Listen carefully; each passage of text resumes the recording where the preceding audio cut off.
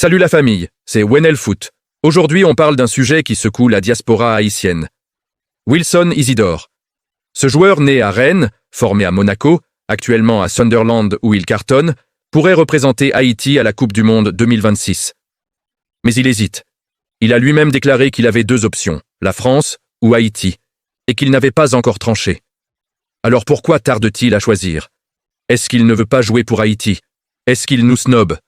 Aujourd'hui, on va analyser objectivement les 5 vraies raisons qui expliquent cette hésitation. Ce ne sont pas forcément celles que vous imaginez. Avant d'entrer dans le vif du sujet, posons les bases. Wilson Isidore est un attaquant de 24 ans avec un parcours solide. Formé à Rennes, passé par Monaco, il a joué en Russie au Lokomotiv Moscou et actuellement il est prêté à Sunderland en Championship anglaise où il performe très bien. Il a représenté la France en équipe de jeunes, U17, U18, U19, mais jamais au niveau senior. Selon les règles de la FIFA, puisqu'il n'a pas joué de match officiel senior avec la France, il peut effectuer un changement unique de nationalité sportive, le fameux one-time switch. Il est éligible pour Haïti par filiation et, selon certaines sources, aussi pour Madagascar. Techniquement, toutes les options sont encore ouvertes. Avant d'entrer dans les raisons, je vous demande de faire 2 choses maintenant, likez la vidéo et abonnez-vous et dites dans quel pays vous nous suivez en commentaire. Raison 1. L'espoir d'un appel de l'équipe de France. La première raison pour laquelle Wilson Isidore hésite à rejoindre Haïti est probablement la plus compréhensible. Espoir, même mince, de porter un jour le maillot bleu de l'équipe de France. Pour comprendre cette hésitation, il faut se mettre à sa place et analyser son parcours, son environnement et la psychologie des joueurs de haut niveau. Wilson Isidore est né et a grandi en France. Dès son plus jeune âge, il a été exposé à un football exigeant, compétitif, structuré et passionné. La France est un pays où le football est une culture, où le rêve de devenir international n'est pas seulement un objectif sportif, mais une fierté nationale. De nombreux enfants rêvent de porter un jour le maillot des Bleus, et Isidore n'a pas fait exception. Ses premières années dans le football amateur dans les clubs locaux de Rennes ont été marquées par l'apprentissage de la discipline, la découverte de ses propres limites, mais aussi le développement d'un amour profond pour le jeu et pour le maillot tricolore. Sa formation à Rennes, puis à Monaco, a été un facteur déterminant. Et Rennes est un club réputé pour révéler des jeunes talents grâce à son centre de formation structuré et exigeant. Chaque entraînement est calibré pour maximiser la progression technique, tactique et physique du joueur. À Monaco, l'exigence est encore plus forte. Le club est reconnu pour lancer des joueurs sur la scène européenne. Imaginez l'intensité de la compétition. Chaque jour, Isidore devait se surpasser pour se distinguer parmi des dizaines de jeunes extrêmement talentueux. Cette immersion dans un environnement professionnel dès l'adolescence forge la personnalité et les ambitions d'un joueur. En parallèle, Isidore a représenté la France dans les catégories jeunes, U17, U18, U19. Ces sélections ne sont pas juste un honneur, elles constituent une validation officielle de son potentiel. Chaque match en équipe nationale de jeunes est une expérience unique. Jouer contre d'autres nations, sentir la pression, l'exposition médiatique, la responsabilité de représenter la France. Ces expériences créent un lien émotionnel profond avec le pays, une identification à l'équipe nationale qui ne disparaît jamais. Ainsi, l'idée d'un appel de Didier Deschamps n'est pas anodine. Pour un joueur, représenter la France au niveau senior, c'est un accomplissement de rêve d'enfant, une reconnaissance ultime de tout le travail, des sacrifices et des choix faits depuis l'adolescence. C'est aussi une question de prestige. Porter le maillot bleu, c'est rejoindre l'élite mondiale, être associé à des générations de champions et participer à des compétitions internationales prestigieuses. Cependant, la probabilité de cet appel est faible et très conditionnelle. L'équipe de France compte des attaquants exceptionnels. Kylian Mbappé, Olivier Giroud, Marcus Thuram, Randal Kolo Muani, Wissam Ben Yedder. La concurrence est immense et chaque sélection est minutieusement évaluée par Didier Deschamps.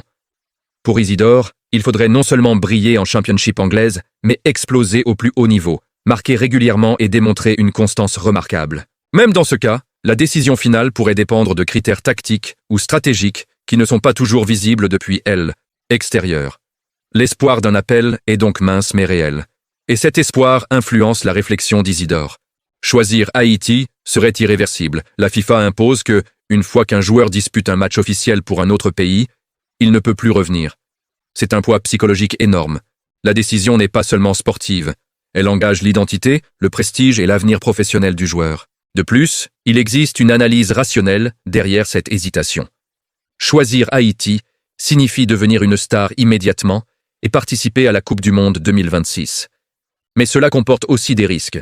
Pression médiatique intense, confrontation avec des équipes supérieures et infrastructures moins développées. Attendre un appel de la France peut sembler plus sûr. Même si le joueur joue peu, il obtiendra un prestige immédiat, renforçant sa valeur sur le marché et sa réputation. L'histoire du football regorge d'exemples de joueurs binationaux confrontés à des choix similaires. Giroud, Mandanda, Coman et d'autres ont dû peser ambition sportive, identité et opportunité. Certains ont choisi la France malgré la difficulté, d'autres leur pays d'origine. Chaque décision est unique, mais suit une logique. Peser risque, avantages et impact à long terme. Enfin, le facteur psychologique est crucial. Choisir un pays, c'est affirmer publiquement son identité. Isidore doit décider est-ce, il veut, est-ce, affiché comme Français qui honore ses racines ou comme joueur qui devient immédiatement une star des Haïti. Cette décision engage sa carrière, sa réputation et son image de marque. En résumé, l'espoir d'un appel de l'équipe de France combine rêve d'enfant, logique sportive, analyse des risques et projection de carrière. Tant que cette option existe, il est naturel qu'Isidore temporise. Son hésitation est rationnelle, mûrement réfléchie et parfaitement compréhensible. Raison 2. Garantie institutionnelle et organisationnelle. La deuxième raison de son hésitation concerne les garanties que peut offrir la Fédération haïtienne de football. Pour un joueur moderne, le choix d'un pays ne dépend pas uniquement de la passion ou de l'identité. Il s'agit aussi de sécurité, d'organisation et de professionnalisme. La France, l'Angleterre ou d'autres nations européennes disposent d'infrastructures solides, de structures médicales fiables, de logistique irréprochable. Haïti, malgré le potentiel de ses joueurs et son talent naturel, n'offre pas encore ce niveau d'infrastructure. Pour Isidore, comme pour tout professionnel, le corps est son outil principal. Il doit être protégé, soigné et soutenu dans les meilleures conditions. La sécurité est un élément central. La situation sécuritaire en Haïti est complexe, notamment lors des déplacements ou des rassemblements. Un joueur sous contrat professionnel doit savoir qu'il ne risque pas sa sécurité. Ensuite, la logistique. Qualité des camps, installation d'entraînement, voyage, encadrement médical, récupération après match. Chaque détail compte pour garantir une performance optimale et limiter le risque de blessure. Le projet sportif est également décisif. Qui est l'entraîneur? Quelle est sa vision? Quel système de jeu sera adopté? Quelle place Isidore occupera-t-il dans la hiérarchie? Sera-t-il le leader de l'attaque ou un joueur parmi d'autres? Le joueur veut comprendre son rôle exact et l'importance stratégique de sa présence. Enfin, les aspects contractuels et financiers sont essentiels. Assurance, compensation pour déplacement, protection en cas de blessure. Tout doit être clair, négocié et garanti. La fédération haïtienne doit présenter un dossier solide pour rassurer le joueur, son agent et potentiellement son club.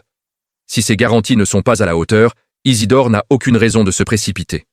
Sa carrière et sa sécurité sont en jeu. La fédération doit donc montrer un niveau de professionnalisme comparable aux standards européens pour convaincre un joueur de son calibre. Raison 3. La procédure administrative FIFA. La troisième raison est la complexité administrative du one-time switch. Changer de nationalité sportive n'est pas un simple coup de fil, ni une déclaration publique. Il s'agit d'un processus strict et encadré par la FIFA. Le processus implique le joueur, la fédération d'accueil, Haïti, et parfois la fédération d'origine, France. Il faut préparer un dossier complet, preuves de filiation, documents officiels, historique des sélections, attestations. Chaque document est vérifié, analysé et validé par la FIFA selon des critères précis. Cette procédure peut durer plusieurs semaines, voire plusieurs mois. Pendant ce temps, l'incertitude reste totale. Et si la FIFA refusait? Et si un détail technique bloquait le dossier? Un joueur prudent ne peut annoncer publiquement son choix avant d'être certain que tout est validé. La complexité administrative explique pourquoi certains joueurs temporisent longtemps avant de confirmer leur décision. Cette attente n'est pas un désintérêt pour Haïti, mais un acte de prudence et de professionnalisme. La moindre erreur pourrait compromettre une carrière entière ou créer un scandale médiatique. Enfin, la procédure administrative est intimement liée à la préparation mentale. Savoir que le choix est irréversible, qu'un document mal rempli ou une formalité oubliée pourrait tout bloquer, crée un stress supplémentaire. Isidore doit donc attendre que tous les feux soient au vert avant de confirmer son engagement. Raison 4, la pression médiatique et le risque d'image. La quatrième raison qui peut expliquer, hésitation de Wilson. Isidore est la pression médiatique et la gestion de son image. Ce facteur est souvent sous-estimé par ceux qui regardent le football de l'extérieur, mais pour un joueur moderne, il peut être déterminant dans le choix d'une équipe nationale. Imaginez la situation. Isidore décide de rejoindre Haïti. Dans ce cas, il ne serait pas un joueur parmi d'autres. Il deviendrait immédiatement la figure de proue, la star attendue, celle sur qui tout le pays compte pour briller sur la scène internationale.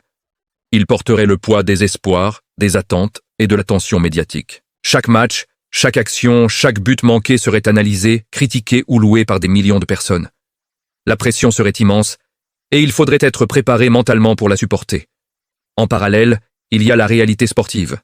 Haïti ira à la Coupe du Monde 2026, mais objectivement, elle ne fait pas partie des favoris. L'équipe sera confrontée à des nations avec des infrastructures, des budgets et des effectifs bien supérieurs. Les probabilités de défaite, parfois lourdes, sont réelles. Si l'équipe s'incline au premier tour, qui sera blâmé? Le joueur vedette, bien sûr. Même si le football est un sport collectif, les médias et l'opinion publique auront tendance à focaliser la responsabilité sur l'attaquant star, celui qui est censé porter les espoirs. Isidore doit donc considérer les implications sur son image. Dans le football moderne, un joueur est aussi une marque. Son image influence ses contrats avec les clubs, ses partenariats commerciaux et sa valeur sur le marché. Un échec médiatisé, même injuste, peut avoir un impact réel sur sa carrière et ses revenus futurs. Les clubs européens observent ces aspects avec attention. Un joueur associé à un fiasco retentissant peut voir sa cote baisser, indépendamment de ses qualités sur le terrain.